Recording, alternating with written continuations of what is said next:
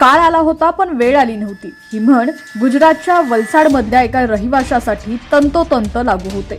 या म्हणीला शोभावी अशीच एक घटना त्यांच्यासोबत घडली। गुजरातच्या वलसाडमधील अंगावर अक्षरशः काटा आणणारा व्हिडिओ सध्या समोर आलेला आहे।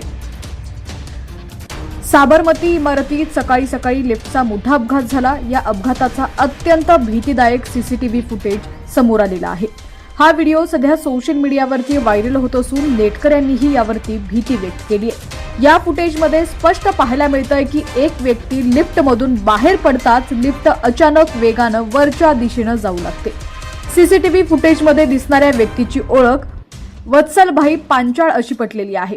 ते सरदार हाईट्स मधील इमारतीत रहिवाशी आहेत।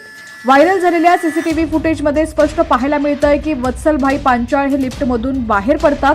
ते एक पाऊल बाहेर टाकताच अचानक लिफ्ट वरच्या दिशेनं वेगानं जाते। त्यात ते बाहेर फेकले जातात आणि जमिनीवरती पडतात।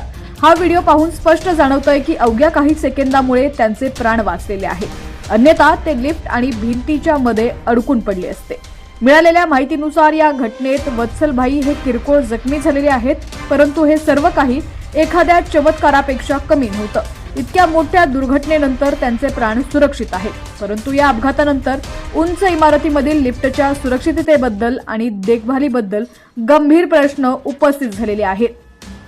सीसीटीव्ही फुटेजमध्ये पाहायला मिळतंय सकाळी 7:22 एक व्यक्ती लिफ्टमध्ये प्रवेश करतो आणि नंतर लिफ्टचं बटन दाबतो। त्यानंतर लिफ्टच्या दरवाजाजवळ उभं राहून ती व्यक्ती वाट बघत असते।